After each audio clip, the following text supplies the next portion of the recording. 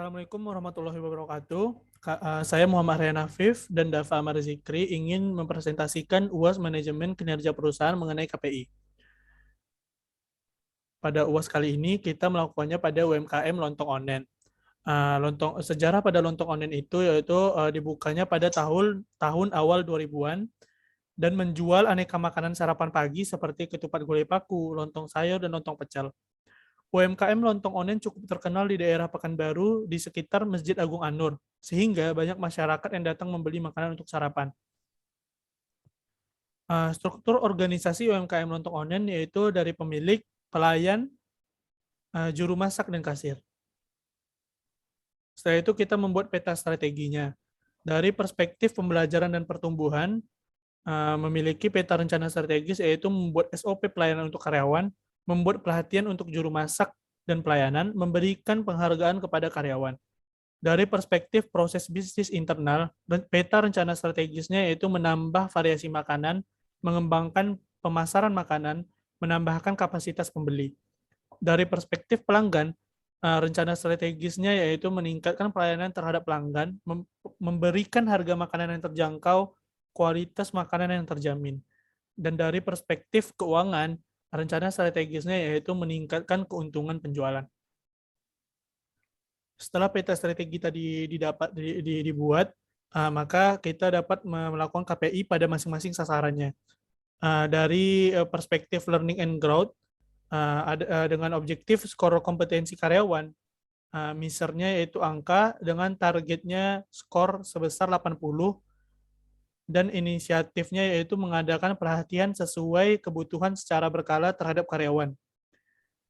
Setelah itu dengan objektif SOP pelayanan karyawan, dengan misernya jumlah terjadinya kesalahan, dengan target terjadinya kesalahan itu di 20%, dan inisiatifnya memastikan karyawan mengikuti SOP pelayanan yang dibuat.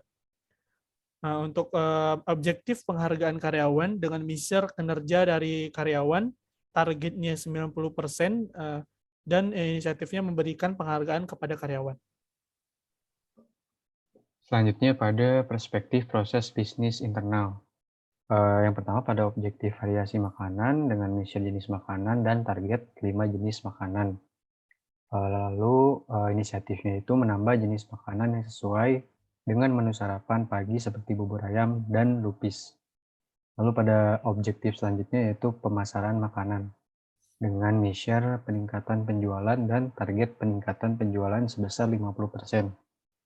Dengan melakukan inisiatif yaitu melakukan promosi melalui sosial media dan mendaftarkan ke GoFood dan juga GrabFood. Lalu pada objektif selanjutnya yaitu kapasitas tempat makanan. Misalnya jumlah kapasitas dengan meningkatkan jumlah kapasitas sebanyak 20%. Inisiatifnya yaitu melakukan penambahan kapasitas tempat makanan seperti penambahan meja dan kursi.